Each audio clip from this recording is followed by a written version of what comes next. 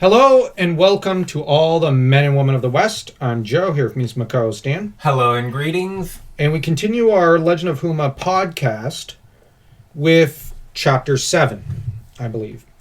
Now, at the beginning of this chapter, we're introduced to apparently an instructor called Garrig, who is described as having resembled a bear more than a man, and that he sought to wear Huma down within a month. But the thing is, despite his fear of Garrig, Huma was to learn and excel, and with Lord Oswald having encouraged him. And the thing is, while Renard had also championed him, Renard, I don't think, had protected him too much from Garrig, but had believed in Huma to an extent.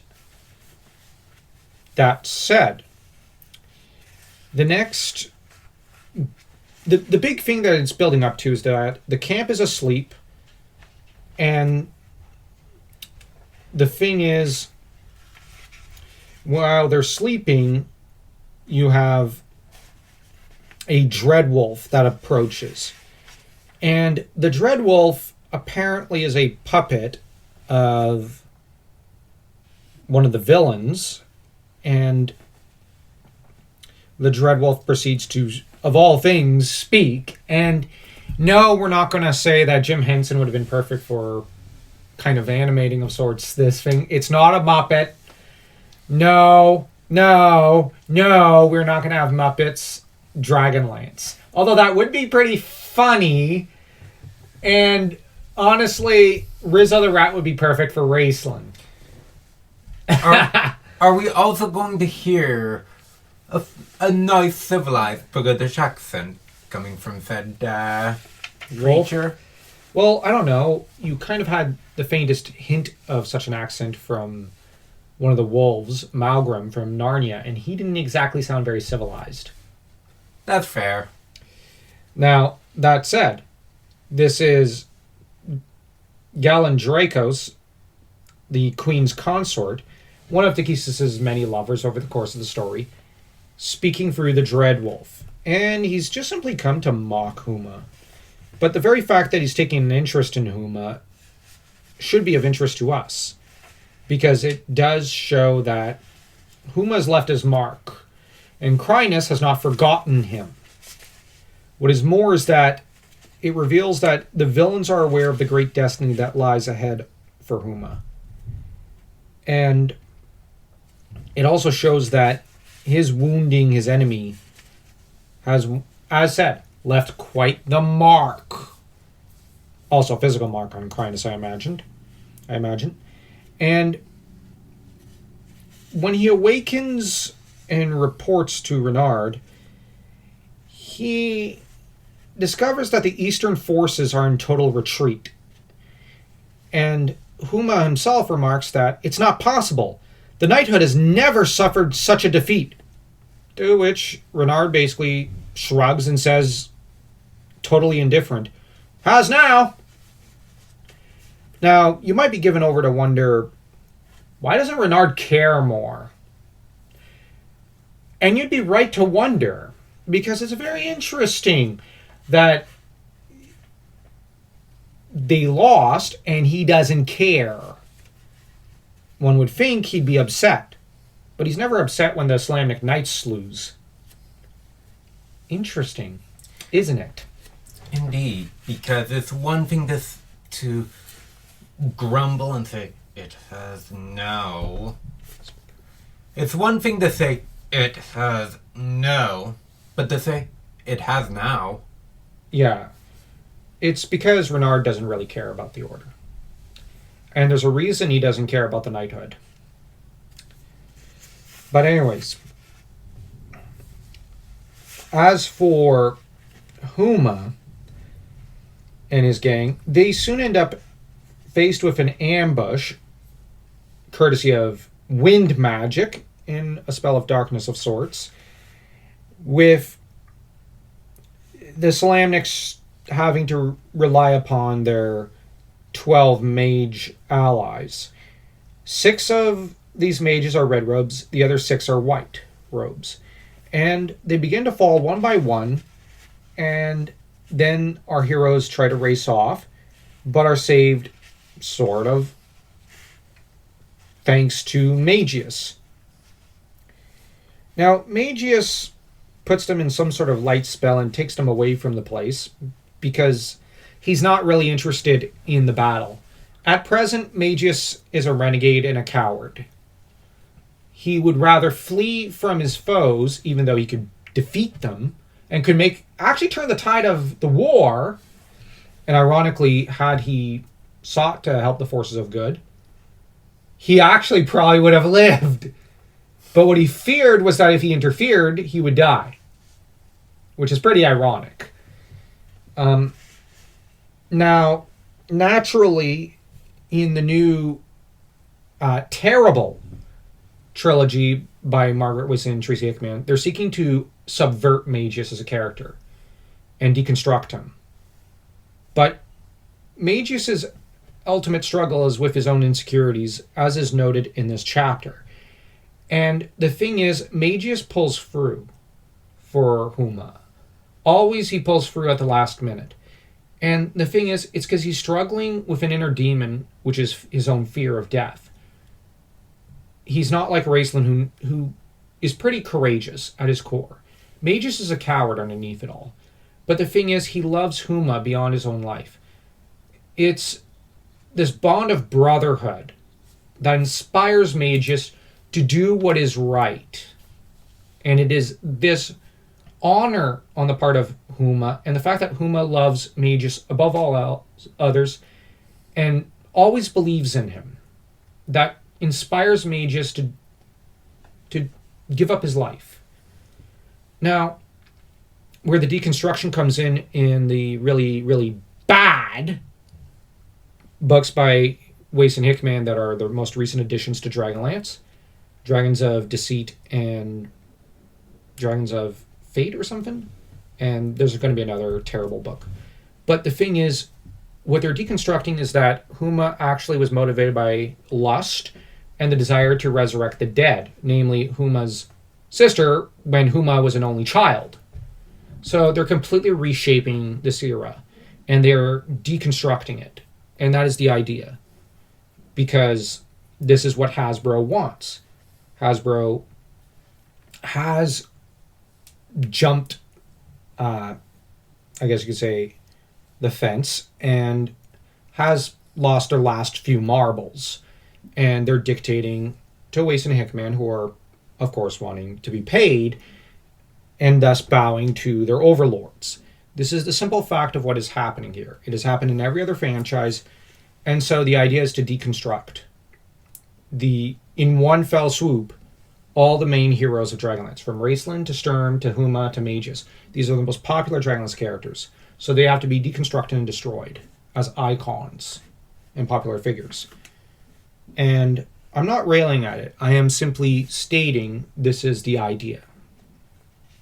But in this chapter, we see that Magius, has given way to cowardice and has transported his friend to his citadel, which is within Urgoth. Now, the thing is, Magius may have done so because he wishes to, according to him, save his own life, but also explain to Huma why he's doing what he's doing. Now, what's funny is that Huma's not heard of what Magius has been up to or what happened to him during the test, and Huma probably never would have learned if Magius hadn't come running to him. But here's also another factor. Huma would have died without Magius coming to his rescue. So the real reason, the underlying reason that we have to basically go all Freudian about is that the real reason Magius came to his rescue is because he genuinely wanted to rescue his surrogate brother, his sworn brother, because in terms of literature, they are obviously supposed to be sworn brothers. And the thing is, Magius had a responsibility to Huma, just as Huma has one to Magius. Now, the thing is, though, Kaz does not trust Magius and seeks to slay him, believing that he has betrayed Huma, even though there's no reason to believe so. But Kaz is irrational and hates magic like many people do in Krynn. But on the other hand, Kaz seeks to protect Huma. And he senses that Magius is not being entirely honest. And he isn't. So you have also Magius, who dislikes the Minotaurs, and you have Kaz, who I would argue is jealous of the bond between these two brothers, because he wishes that same bond for himself with Huma. Now, on the other hand, it's part of Kaz's arc that he lets go of this grudge. And he does let go, eventually. Now, the Kaz-Magius dynamic is very interesting, because when Kaz goes down, when Magius goes down, Kaz is willing to let go. And this shows his maturity. He's become the warrior archetype in his fullness. In turn, though, Magius assures them that he has not betrayed them. And even ends up sharing his, the treasures of his wine cellar with them. And revealing that he has been amongst the Qualinesti, but that he finds them very egotistical in that they believe they can save the world single-handedly.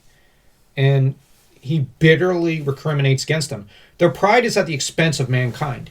Now, on the other hand, one can't help but imagine that the Qualinesti would have very rightly rejected Magius because they don't like non-white and red robes.